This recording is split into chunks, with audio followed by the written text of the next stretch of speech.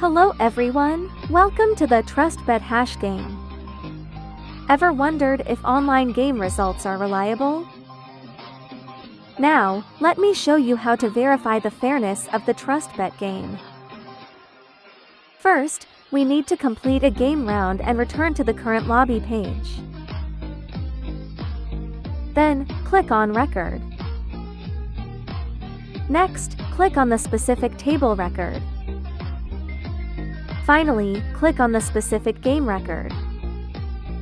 A pop-up with the game record will appear. Each card's value is determined by the open hash. Take Baccarat as an example. The banker starts from the right side of the hash value, and the player starts from the left side. Next, let's see how the open hash is calculated and how to verify fairness. Let's click the Verify Fairness button. TrustBet features Verify Fairness to let you personally review and ensure the game is cheat-free. First, how do we determine the open hash? The open hash in the game is encrypted from the block hash and the game code. The block hash is the public key plus game code is the private key equals open hash. However, this plus is done using Hamak-Shah encryption. You can also click the Verify button to perform the encryption calculation yourself. The game will automatically copy the block hash and game code to your phone's clipboard. Paste directly into text. Then copy or cut the key content into the key input box below. Remove all line breaks and spaces in the text box. Don't forget to delete them. Finally, scroll down to find SHA-256. Compare it with the game's open hash, it's an exact match. For the algorithm, Baccarat uses Hamak-Shah-256 for calculation. Bulbul uses Hamak-Shah-512 for calculation, because Bulbul needs to determine many more cards from a single hash value. I've explained the open hash, but some of you might ask, what are the block hash and game code then?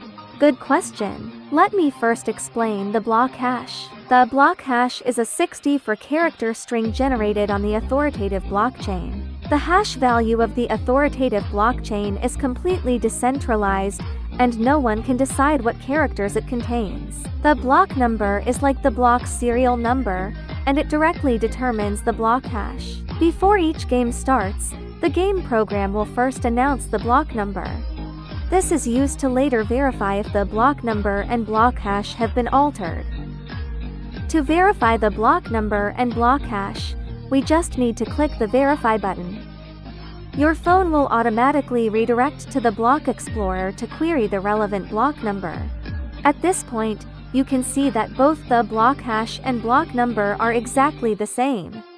Alright, we've covered the block hash. Next, let's talk about the game code. Relying solely on the open hash to determine the card outcome isn't enough, as there may be network delays. If the program retrieves the open hash slower, it opens the door for cheating. That's why we introduced the game code to prevent cheating through prior knowledge of the cards. The game code is a 64-character string generated by the program. By encrypting with SHA-256, we get the game kata hash. The game kata hash will also be announced before the game starts. This ensures that we haven't modified the game code during the game. To verify the game code, we just need to click the Verify button. The game will also automatically copy the game code to your phone's clipboard. Paste the game code.